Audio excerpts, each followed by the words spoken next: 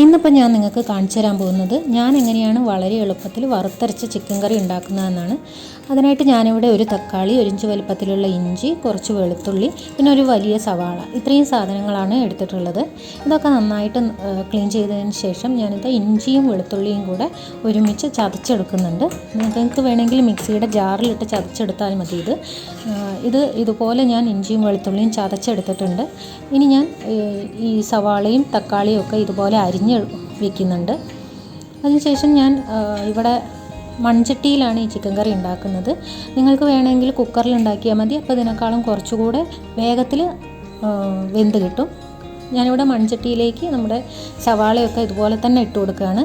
ഇതിൽ ഞാൻ സവാളയും തക്കാളിയും ഒന്നും സെപ്പറേറ്റ് വഴറ്റിയെടുക്കുന്നൊന്നുമില്ല, ഒരുമിച്ച് തന്നെയാണ് എല്ലാം ഇട്ട് കൊടുക്കുന്നത്. ഈ സവാളയും തക്കാളിയൊക്കെ ഇട്ട് കൊടുത്തതിന് ശേഷം നമുക്ക് നേരത്തെ ചതച്ച് വെച്ചിട്ടുള്ള ഇഞ്ചിയും വെളുത്തുള്ളിയും കൂടെ ഇതിലേക്ക് ചേർത്ത് കൊടുക്കാം.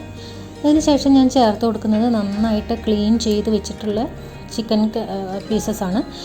ഇതും കൂടെ ചേർത്തതിന് ശേഷം നമുക്ക് ഇതിലേക്ക് വേണ്ട മസാലകൾ ചേർത്ത് കൊടുക്കാം. ആദ്യം ചേർക്കുന്നത് പട്ട, ഗ്രാമ്പൂ, ഏലക്ക, ഇത് മൂന്നും ചേർക്കുന്നുണ്ട്.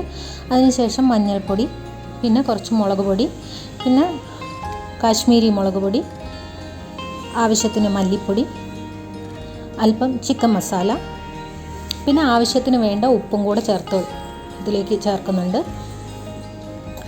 ഇനി ഞാനിവിടെ ചേർക്കാൻ പോകുന്നത് നല്ല പച്ച വെളിച്ചെണ്ണയാണ്. ഇതുകൂടെ ചേർത്ത് നമുക്കിത് നന്നായിട്ട് കൈവച്ച് നല്ലപോലെ കുഴച്ചെടുക്കാം.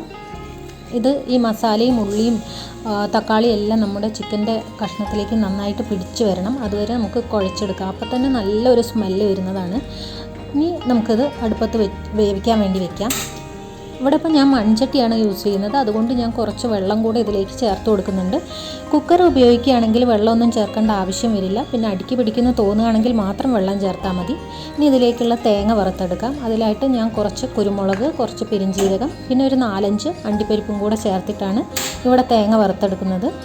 ചട്ടിയിലേക്ക് വെളിച്ചെണ്ണ ഒഴിച്ച് അതിലേക്ക് തേങ്ങയും കൂടെ ചേർത്ത് കൊടുത്ത് നമുക്കിതുപോലെ നന്നായിട്ട് വറുത്തെടുക്കാം. അധികം ബ്രൗൺ കളർ ആകുന്നില്ല ഞാൻ, കാരണം ഇത് ഇരുമ്പ് ചട്ടിയിലായതുകൊണ്ട് അതിൽ തന്നെ നിന്ന് ബ്രൗൺ കളർ ആയിക്കോളും. അപ്പോൾ നമ്മുടെ ചിക്കനൊക്കെ ഇവിടെ നന്നായിട്ട് വെന്ത് വന്നിട്ടുണ്ട്. ഇതിലേക്ക് ഞാൻ അരച്ച തേങ്ങ കൂടി ചേർത്ത് കൊടുക്കുകയാണ്. ഇനി ആ മിക്സിയുടെ ജാറിലേക്ക് തന്നെ ഞാൻ കുറച്ച് വെള്ളം കൂടി ഒഴിച്ചിട്ട് ഇതിലേക്ക് ചേർത്ത് കൊടുക്കുന്നുണ്ട്. ഇനി ഇത് നന്നായിട്ട് ഇളക്കിയെടുക്കാം. ഈ തേങ്ങയരപ്പെല്ലാം എല്ലായിടത്തേക്കും ചേർന്ന പോലെ ഇളക്കി കഴിഞ്ഞ ശേഷം നമുക്കിത് തിളയ്ക്കാൻ വേണ്ടി വെക്കാം. ഇത് കുറച്ച് സമയം തിളച്ച് ആ തേങ്ങയുടെ ഒക്കെ ഇത് നമ്മുടെ ചിക്കനിലേക്ക് നന്നായിട്ട് പിടിച്ചു വരണം. അതിനുള്ള സമയം ഇത് തിളയ്ക്കാൻ വേണ്ടി കൊടുക്കണം.